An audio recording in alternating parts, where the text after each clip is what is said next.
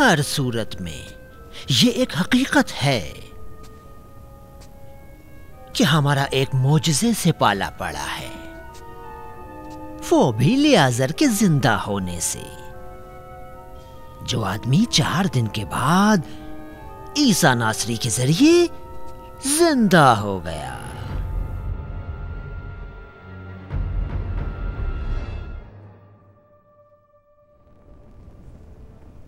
ये न भूलिए कि लियाज़र इस शहर का मशहूर आदमी है। मौजज़ा। बेहतर था ये फरमाते कि हमारा एक मिली भगत से पाला पड़ा है। जनाब अखाजिया, मैं 1000 सबूतों से साबित कर सकता हूं कि यह आदमी अपने उमूर चालबाजी से अंजाम देता है। यह भी उसकी पुरानी चाल है। कोई मौजज़ा नहीं है। क्या कह सकते हैं?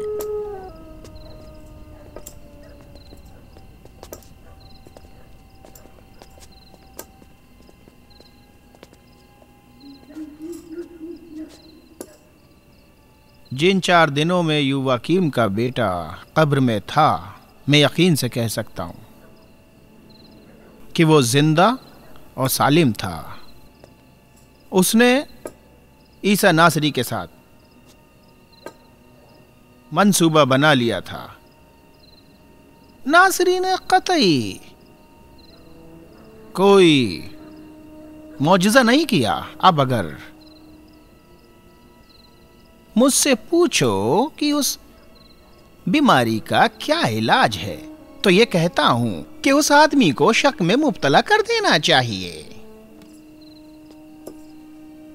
इसके लिए मेरे पास एक बहुत ही अच्छा आइडिया है।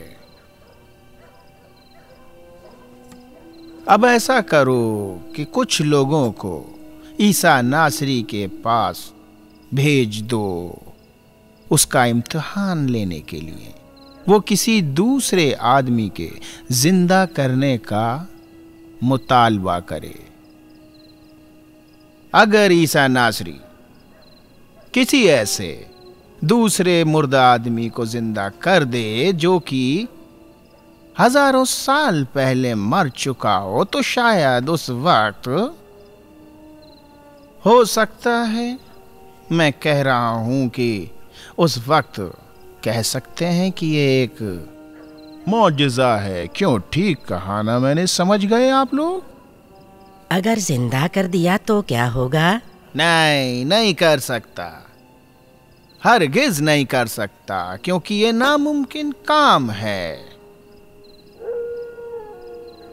उससे किसी मशहूर आदमी को जिंदा करवाओ जो बरसा बरस पहले मर चुका हो। जैसे कौन? जैसे हीरोद कबीर। हीरोद कबीर? हीरोदस का बाप? जलील के नालायक बादशाह के मरहूम बाप को। दिलचस्प मोड़ आता जा रहा है। धीरे धीरे मुझे पसंद आता जा रहा है। यूनानी थिएटर की तरह। हाँ भाइयों, बराए करम इन बातों को छोड़ो। तुम्हें मालूम है कि अगर तुम्हारी बातों को हवा ने हीरोदस के कानों में पहुंचा दिया तो हंगामा खड़ा हो जाएगा। इस तरह तो हम अपनी कब्र अपने हाथों ही खोद रहे हैं। क्यों बताइए? वो भी ऐसे कि ईसा को भी हम पर तरस न आएगा कि वही हमें जिंदा कर दे। इस सबसे बदतर तो ये है कि अगर हीरोद कबीर जिंदा हो जाए तो फिर से उस फिलिस्तीनी बदमाश कैसर की आमरीयत का जमाना लौट आएगा। सिर्फ खुदा ही जानता है कि कैसा बवंडर मचेगा।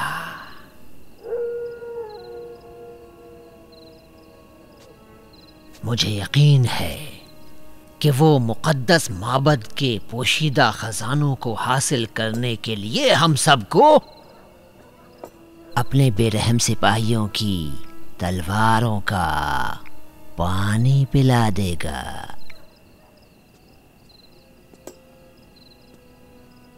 भाइयों, भूले तो नहीं कि वो बूढ़ा भेड़िया जब तक जिंदा रहा, सख्दरीन के बुजुर्गों की कनपटी नापने के सिवा उसे कोई दूसरा काम न था। हजरत, हजरत, क्या हो गया है? ऐसा लगता कि हकीकत में हम सबको यकीन हो गया है कि ईसा ऐसा मौजज़ा दिखाने की कुदरत रखता है, क्योंकि मैं देख रहा हूं कि हम सब अभी से इस काम के अंजाम की फिक्र में पड़ गए हैं। अब हमें यकीन कर लेना चाहिए कि ये खुद एक मौजज़ा है। हम जाने अनजाने ईसा की ताकत और उसके मौजज़े का यकीन कर चुके हैं। हम बड़े मुनाफिक हैं जो सच्चाई को जानते हुए भी इसका इनकार कर रहे हैं। हाँ, मैं सही कह रहा हूं कि सच्चाई को जानते हुए भी हम इसका इनकार कर रहे हैं। कुछ पता भी है कि पैगंबर पर ईमान न रखने वालों की क्या सजा है? यानी उनकी सजा जो रूह और मलाइका पर ईमान नहीं रखते हैं। जिब्राइल, अरवाह, मुकद्दस फरिश्ते, छोड़ो भाई छोड़ो। तुम सदूकी मसलक वाले इन बातों पर ईमान नहीं रखते हो, मगर हम फ्रेसी लोग और हमारी आवाम दोनों ही शरीयत पर ईमान रखते हैं। मूसा की तौरात में लिखा है कि रूह और फरिश्तों पर ईमान रखना चाहिए। यकीनन यकीनन मैं तुम फरीसी परहेजगारों की दिल आजारी करना नहीं चाहता था। मैंने तो सिर्फ अपना ज़ाती अकीदा बयान किया है। अच्छा, अब किसी को ईसा नासरी के पास भेजकर किसी ऐसे शख्स के जिंदा करने का मुतालबा करो जिसे मरे हुए हजारों साल हो गए हो। हजारों साल, हजारों साल, हजारों साल। हाँ, मैं समझ गया हूं, वो साम है। साम? हाँ, साम नूह नबी के नेक बेटे और हम इब्रानियों और अरबों के जद्द आला। किस्मत से इनका मशहूर मजार भी जलील के पहाड़ों पर है। उन्हें जिंदा करे? क्यों नहीं? क्या आपको इसका यकीन है कि ये खुद किसी नए हंगामे का सबब नहीं बनेगा? ना, वो ये काम करने में कामयाब ना होगा। मालूम है क्यों? इसलिए कि आज साम के जिस्म के नाम पर बस एक मुट्ठी खाक के सिवा कुछ नहीं है। उनकी मौत को 2-3 हजार साल गुजर गए। हकीकत में कुछ मालूम ही नहीं कि उस मजार में किसी को दफनाया भी गया था या नहीं। हाँ। कयामत है, खुदा की कसम, ये वही चीज है जो हम चाह रहे थे। हाँ। लेकिन अब देखना यह है कि इस काम की जिम्मेदारी कौन ले। आलीजा कयाफा, ये काम हमें सौंप दीजिए। कहानत की मुकद्दस शान की कसम खाकर कहते हैं, हम दोनों आदमी जिम्मेदारी निभाकर दिखाएंगे। नासरी को इतने ताने देंगे, उसके साथ इतनी बहस करेंगे कि वो हमारी बात मानने पर मजबूर हो जाएगा। हमारी इल्तिमास है कि इस ख्वाहिश को कबूल फरमाएं। हम आपको सुरखरू कर देंगे। बहुत खूब, बहुत खूब। लगता है कि हमारे प्यारे अजीजों की ख्वाहिश कबूल करने के अलावा शरीयत मूसा के उस बूढ़े खादिम के पास कोई चारा नहीं बचा है। तुम्हें रुखसत करने के लिए मेरी दुआएं तुम्हारे साथ हैं।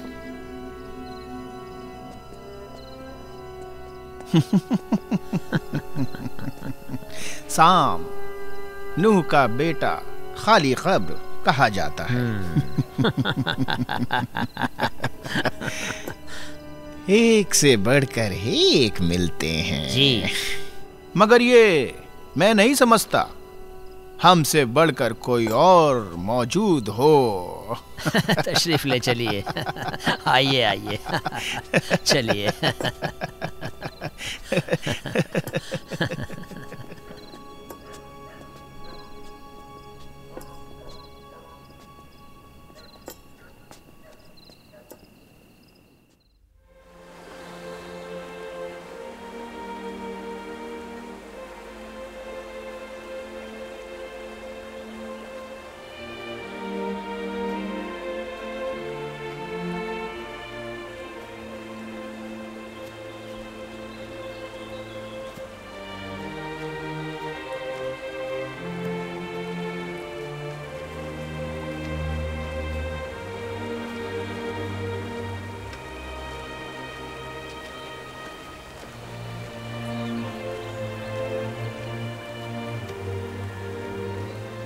उस्ताद, उस्ताद, खुशामदीद उस्ताद।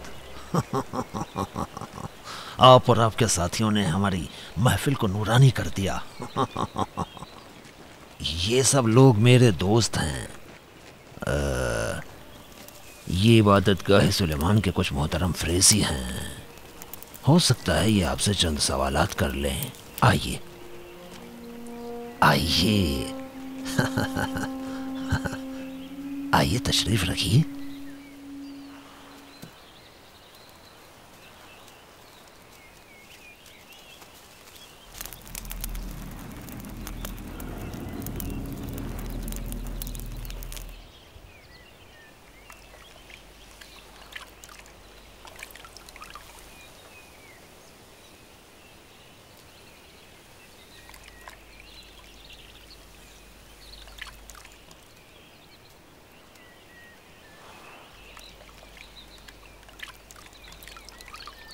देखो देखो, ये सब लोग क्या कर रहे हैं?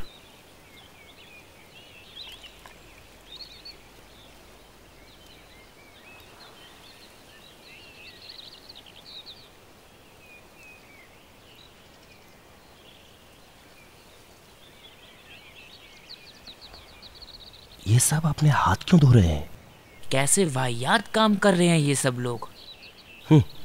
समझ में ही नहीं आ रहा है। पितरास, उनकी नजरों से लग रहा है कि उनके दिमाग में कोई मंसूबा है। अरे हाँ, लग रहा है कुछ होने वाला है।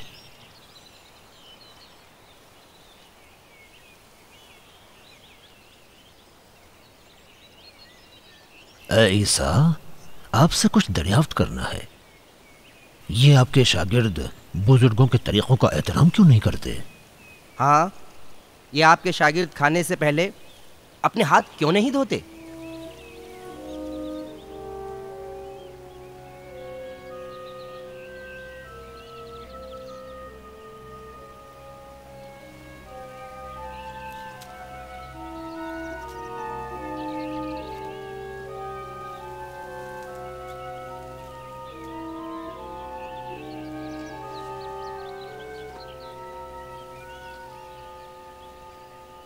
मुझे भी तुमसे कुछ पूछना है। अपनी रस्मों को बाकी रखने के लिए खुदा की शरीयत को क्यों ज़ाय कर रहे हो? हमने क्या किया है? हम खुदा की शरीयत को ज़ाया कर रहे हैं।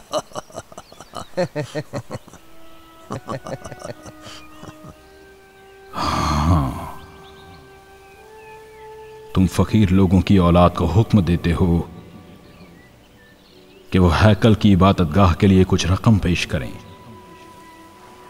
और वो अपनी मामूली सी आमदनी से वही पैसे नजर करते हैं जिन्हें वो अपने माँ बाप पर खर्च करते।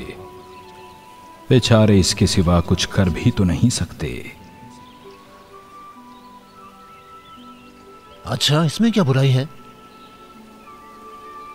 यानी खुदा की राह में नजर नहीं करनी चाहिए? हाँ, जब उनके वालिदैन को इन हकीर पैसों की जरूरत पड़ती है तो उनकी औलाद चीख उठती है कि ये खुदा के पैसे हैं, इन्हें हाथ लगाया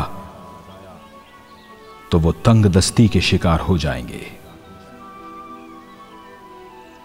हर दीनदार यहूदी अपने नजर वाले पैसों को सिर्फ खुदा के लिए खर्च करता है, अपनी जिंदगी पर नहीं।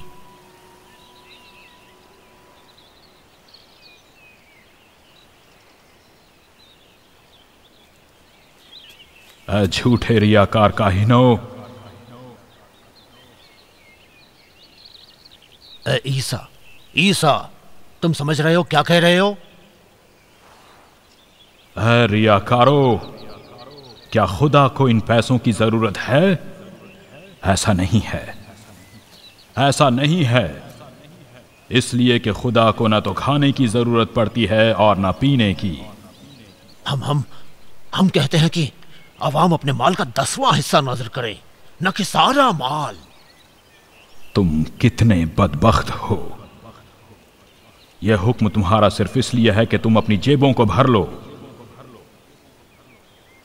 तुम लोगों के कांधों पर वो बोझ लादते हो जिसे उठाने की तुमने खुद कभी जहमत नहीं की। दूसरों के लिए सख्त रस्में बनाते हो और खुद उन्हें अंजाम दे नहीं सकते। बेशक दुनिया में जो कोई भी शर पैदा हुआ है वो तुम और तुम्हारे बुजुर्गों के जरिए पैदा हुआ है। आप देख रहे हैं, आप सुन रहे हैं, ये यहूदियों के उलमा और शयूख के बारे में क्या कह रहे हैं, देख रहे हैं? मुझे बताओ, दुनिया में बुत परस्ती को किसने मना किया? क्या उलमा और बुजुर्गों ने? बलबक में एक बादशाह था जो अपने बाप से बहुत मोहब्बत किया करता था। उसके बाप का नाम बला था। जब वो मर गया तो उसके बेटे ने हुक्म दिया कि उसका मुजस्समा बनाकर शहर के चौराहे पर नस्ब कर दिया जाए ताकि सब उसकी परस्तिश करें। उसका कहना था कि जो भी उस मुजस्समे से नजदीक हो जाएगा वो अमान में रहेगा और उसे कोई शख्स नुकसान नहीं पहुंचा सकेगा। बदमाशों ने उस मुजस्समे को अपनी जान की पनाहगाह समझकर उस पर फूल चढ़ाना शुरू कर दिए। फिर धीरे धीरे ये हिदिया खानों और सिक्कों में तब्दील हो गया और लोगों ने उस मुजस्सिमे को खुदा कहना शुरू कर दिया। उसके बाद यह आदत खुदा की शरीयत में भी दाखिल हो गई और भला का बुत पूरी दुनिया में फैल गया। खुदा वंदे आलम ने अशियाए नबी में फरमाया कि ये लोग बातिल तरीकों से मेरी इबादत करते हैं क्योंकि उन्होंने मेरी शरीयत को ज़ाये कर दिया और अपने बुजुर्गों के तरीकों की पैरवी करने लगे। अब तुम्हारे सवाल का जवाब यह है कि बेशक बगैर धुले हाथों से खाना खाना इंसान को नापाक नहीं करता, क्योंकि मुंह के रास्ते जो चीज इंसान के बदन में जाती है वो नापाकी का सबब नहीं बनती, बल्कि जो चीज इंसान के अंदर से निकलती है वो नापाकी का सबब बनती है। आपका मतलब है कि अगर मैं सूअर का गोश्त या किसी और हराम जानवर का गोश्त खाऊं तो मैं नापाक नहीं होऊंगा? याद रखो कि नाफरमानी बाहर से जिस्म में नहीं जाती, बल्कि लुक़्माए हराम का खाना खुदा की नाफरमानी जाहिर करती है। जान लो कि आज चाहे यहूदियों के पास लकड़ी के बुत न पाए जाते हों, लेकिन और दूसरी चीजों के पैकर में जरूर पाए जाते हैं। ईसा, ईसा, ईसा, तू हमें बुत परस्त समझता है? बनी इसराइल और बुत परस्त? कौमे यहूद और बुतों की परस्तिश, तुम्हें शर्म नहीं आती? ये सरासर कुफ्र है। क्या शरीयत ये नहीं कहती कि जाहिरी इबादत के अलावा अपनी पूरी रूह, दिल और अक्ल से खुदा की इबादत करो?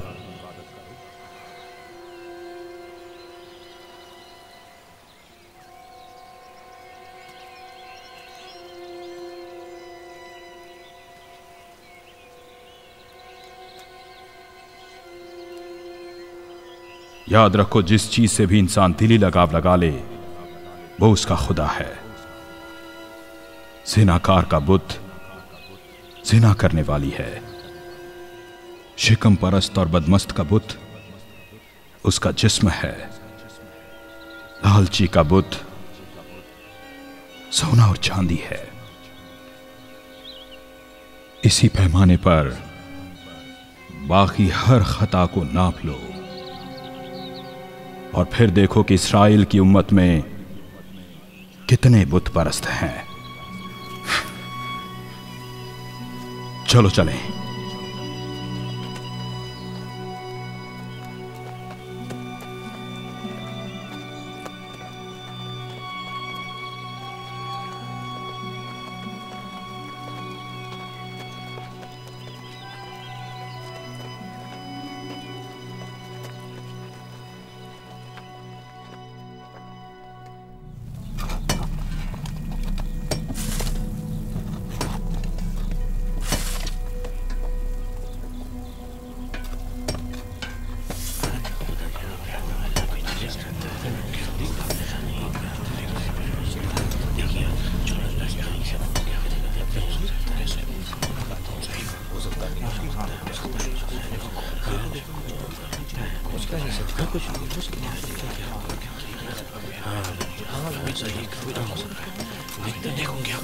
उसके बाद ही कुछ कह सकते।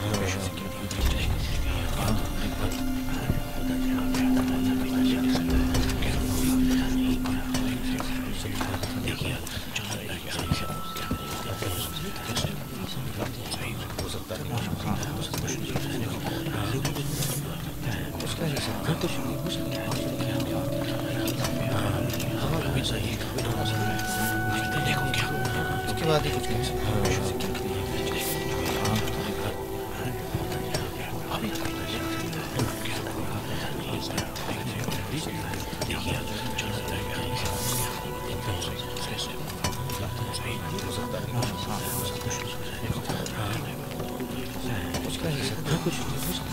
नहीं, मुमकिन ही नहीं वो ये काम करे।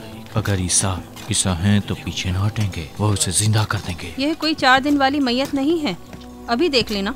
सही से पता भी तो नहीं कि लियाजर मरा भी था या नहीं। सुना है कि वो ईसा के दोस्तों में से था, उन्होंने आपस में साठ गांठ कर ली थी। सारे झूठों पर लानत हो। मैं खुद लियाजर के दफन के वक्त मौजूद थी। उस दिन मैंने देखा ईसा ने मोजसे से लियाजर को जिंदा कर दिया। अल्लाह के मसीहा को क्यों झुठला रहे हो? थोड़ा सा सब्र करो। उस्ताद, आप देख रहे हैं कि हकीकत में ये खाली कब्र है। अगर वाकई में इसमें कोई मुर्दा होता भी तो अब तक उसका जिस्म खाक बन गया होता। खाक। आप ही फरमाएं क्या करें।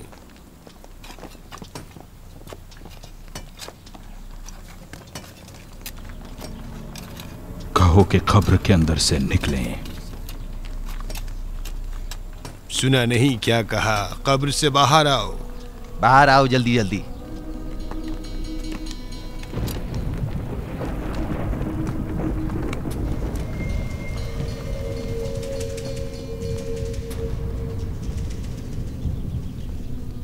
साम, नूह नबी के नेक बेटे,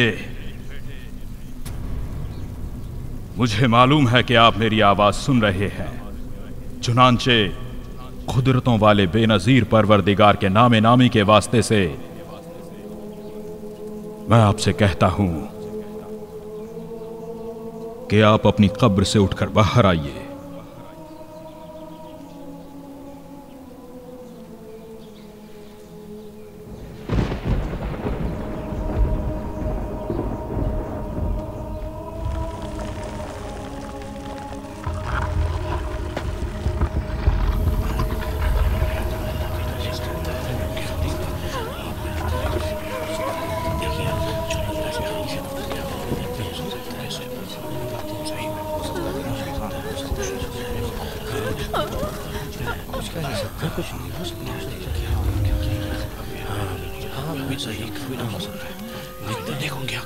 उसके बाद ही कुछ कह सकते।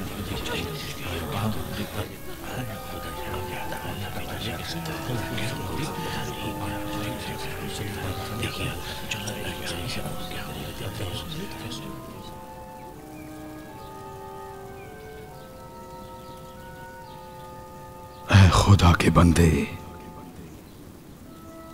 लब्बैक या रूहुल्लाह। आप हमें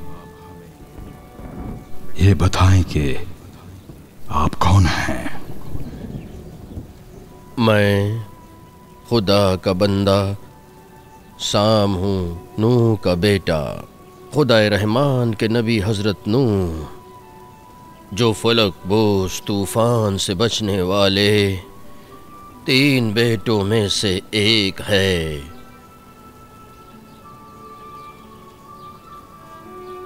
साम, क्या आप मुझे पहचानते हैं? जी हाँ, आप ईसा हैं, जो पाक बरगुज़ीदा और पाक दामन मरियम के बेटे हैं। आप खुदा की जानिब से मबूस होने वाले बड़े रसूल हैं, जिन्हें बनी इसराइल की तरफ भेजा गया है। ऐसा मुझे वही इलाही के जरिए मालूम हुआ था कि आपकी मौत के वक्त आपके सर और दाढ़ी के बाल स्याह थे, लेकिन अब मैं उन्हें सफेद देख रहा हूं। जैसा आप कह रहे हैं, हकीकत में ऐसा ही था, लेकिन उस वक्त जो आपने मुझे आवाज़ दी, तब मैंने ये सोचा कि क़यामत आ गई है। उस अजीम दिन के खौफ से मेरे सरो सूरत के बाल सफ़ेद हो गए। आप चाहें तो मैं दुआ करूं कि खुदावंद आलम आपको कुछ मुद्दत तक और जिंदगी अता करे। या रूहुल्लाह, नहीं, क्योंकि जो भी दुनिया में जीता है वो यकीनन जाकनी के तल्ख जायके को चखता है। खुदा के जलाल की कसम, पहली मौत की तलखी अभी भी मैं अपनी रूह के हल्क में बाकी महसूस कर पा रहा हूँ।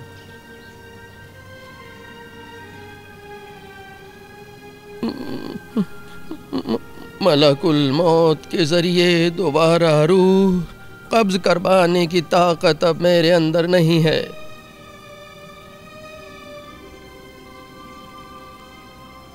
मैं तो मीठी नींद सोया हुआ था, यहाँ तक कि आपने मुझे नाम लेकर पुकारा।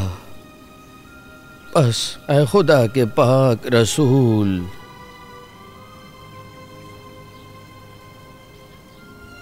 अब मैं चाहूँगा कि उन लोगों की दुनिया से आलूदा होने से पहले ही दोबारा जाकनी की तलखी चखे बगैर अपने परवरदिगार की रहमत के ज्वार में अब मैं लौट जाऊं।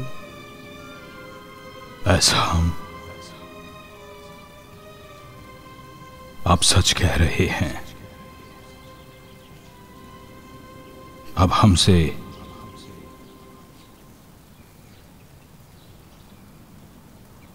और कोई बात तो नहीं कहनी।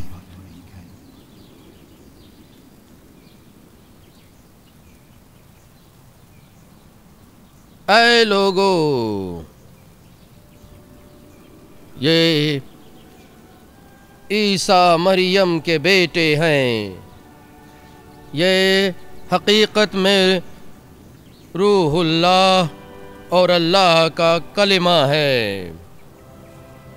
इनकी नबूवत और रिसालत की तस्दीक करो और जान दिल से इनकी तालीमात पर अमल पहरा बनो कि अब तुम कामयाब हो जाओ।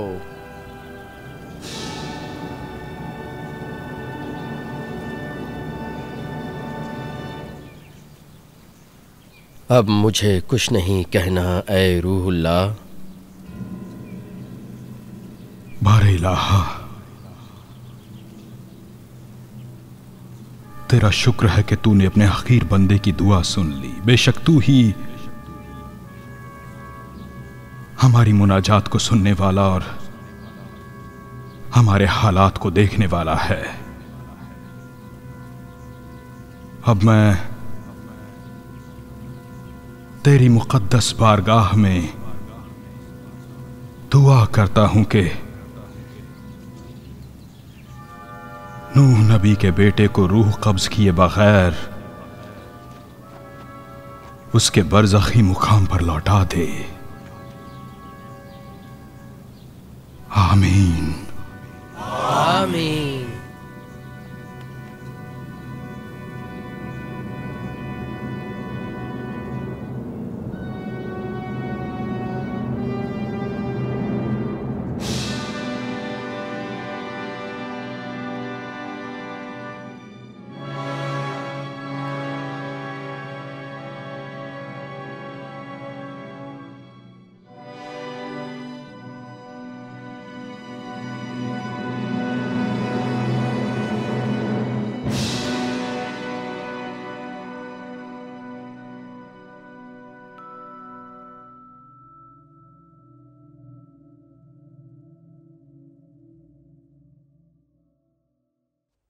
सलाम, खुशामदीद। सलाम।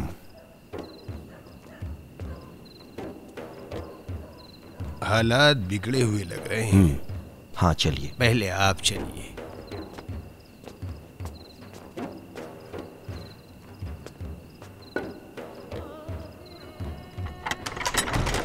मैंने उन लोगों को पहले ही होशियार किया था। मैंने कहा था कि गुज़िश्ता अंबिया और उनकी औलादों की हुर्मत से ना टकराओ। यही चाहते थे। जो होना था हो गया। काहिनों को ये सब कहाँ मालूम था। अभी से इसके नताइज की फिक्र करो। साम को जिंदा करवाना बड़ी बेवकूफी और फाश गलती का इर्तिकाब था। जनाबे अखाजिया, अच्छा तो फिर क्या हुआ? क्या मेरे पास इल्म गैब था? मुझे क्या पता था कि वो मुर्तद बढ़ई की औलाद उसको जिंदा कर सकता है? हम कैसे माने कि वो आदमी साम था? तो क्या ईसा नासरी जैसे जबरदस्त जादूगर के लिए उसको जिंदा करना नामुमकिन था? हाय, मान लेते हैं कि वो आदमी साम था, तो क्या ईसा नासरी जैसे जबरदस्त जादूगर के लिए उसको जिंदा करना नामुमकिन था? सामरी ने भी सोने के बछड़े को बुलवा दिया था। साहबों, मुझे बताओ, ये काम कहाँ नामुमकिन था? बताओ। बहर सूरत नसीब से साम कब्र से बाहर आने पर राजी तो हो गया, मगर वो दोबारा मौत और कब्ज़े रूह के तजर्बे के लिए तैयार न हुआ। ईसा ने उसकी दरख्वास्त मान ली। खुदा का शुक्र है कि ये लियाज़र के मौजज़े की तरह ना हुआ। मौजज़ा, लियाज़र का मौजज़ा। अभी भी लियाज़र के जिंदा होने को एक मौजज़ा समझते हो? जनाब रूबीन, आपके बारे में मालूम है कि आप इस जमात में सबसे ज्यादा ठंडे दिमाग वाले और मुतदिल आदमी हैं। क्या आप मुझे बता सकते हैं ईसा के इस ड्रामे और उसके गुज़िश्ता दीगर ड्रामों में क्या फर्क है? हैं? खुद लियाज़र साम के बरखिलाफ के जो अपनी कब्र में चला गया, चलता फिरता है, बात करता है, लोगों के बीच जाकर उनसे बातें करता है, बेशुमार बातें। वो तो एक रात में ही अल्लाह की निशानी बन गया। हाँ, लेकिन अगर ये कहते कि शैतानी आयत बन गया तो बेहतर होता। मेरी तजवीज़ है कि उसे मार डालें। खुदा के गजब का मुकाबला कैसे करेंगे? मूसा की उम्मत में तफरका डालने के बराबर कोई काम खुदा के गजब का बायस नहीं हो सकता। नासरी ने बनी इस्राइल के दरमियान तफरके की इंतहा कर दी है। उसे कत्ल करो। हाँ। किसको? लियाज़र को? बिल्कुल, लियाज़र को। पहले उसी को मारा जाए। किसके जरिए? बहुत आसान है। इबादतगाह के एक दो मुहाफिजों के जरिए। खाजिया साहब, इबादत गाह के मुहाफिज एक मुर्गे को भी कत्ल करने की हिम्मत नहीं रखते हैं और उस पर ये तवक्को कि वो आपके लिए किसी आदमी को कत्ल कर दे, वो भी ये कि कोई इस बात से आगाह भी ना हो। ताज्जुब है। इस दुनिया में जो भी चीज़ सबसे ज़्यादा है और जिसकी कोई इंतहा नहीं है वो है बेवकूफ़ी। मेरा तो यही मानना है। बेवकूफ़ी। मैं तुम्हें आगाह करता हूं कि बात करते वक्त सामने वाले की हुर्मत का लिहाज रखो, समझे? साहिबान, आखिरकार इस तरह तो हाथ पर हाथ रख कर नहीं बैठना चाहिए। यही बहुत है कि लियाज़र के जिंदा होने से तमाम बेद आलिया फितने का शिकार बनकर तहोबाला हो गया है। बुआ साहब, हमने भी हाथ पे हाथ नहीं रखा है, मगर हमें किसी हिमाकत का मुर्तकिब नहीं होना चाहिए। ये मत भूलिए कि लियाज़र खुदा के एक नबी के हाथों किसी मोजिज़े के अंजाम पाने की जिंदा दलील है। कुछ सोचा भी है कि अगर अवाम समझ जाएं कि मुक़द्दस हैकल के मुस्तकिल मुहाफिजों के हाथ उसके खून में रंगे हैं तो क्या कहेंगे हैं? और वो किससे इंतकाम लेंगे? वो कहेंगे कि खुदा के नबी ने मुर्दा इंसान को जिंदा कर दिया और इबादतगाह के मुहाफिज ने कहानत की शूरा कमेटी के हुक्म से उसे मार डाला। मेरी नज़र में हमसे या सख्दरीन से जुड़े हुए किसी भी फर्द से कातिल का कोई ताल्लुक नहीं होना चाहिए। मैं अपने कई ज़ैलूतों के जानिसारों को दूसरों पर तरजीह दूंगा, या वो हो या उन जैसे कोई और हो। जनाब रूबीन, आप कुछ कहना चाहते हैं? इस काम के लिए मेरी नज़र में एक मुनासिब आदमी है। वो आदमी इस मिशन को अंजाम देने के लिए तमाम खुसूसियात पर पूरा उतरता है। हम सिर्फ सख्दरीन के अहकाम को जारी करने और मंसूबा बंदी करने में शामिल रहेंगे। बाकी हर एतबार से सारा काम उसका रहेगा। वो कौन है? एक नौजवान फ्रीसी तालिब इल्म जो जबरदस्त मुखबिर है। हमने उसको इस्नानियों और शिद्दत पसंद फिरकों की महफिल में जासूसी के लिए इस्तेमाल किया था। वो काम को अच्छी तरह अंजाम दे सकता है।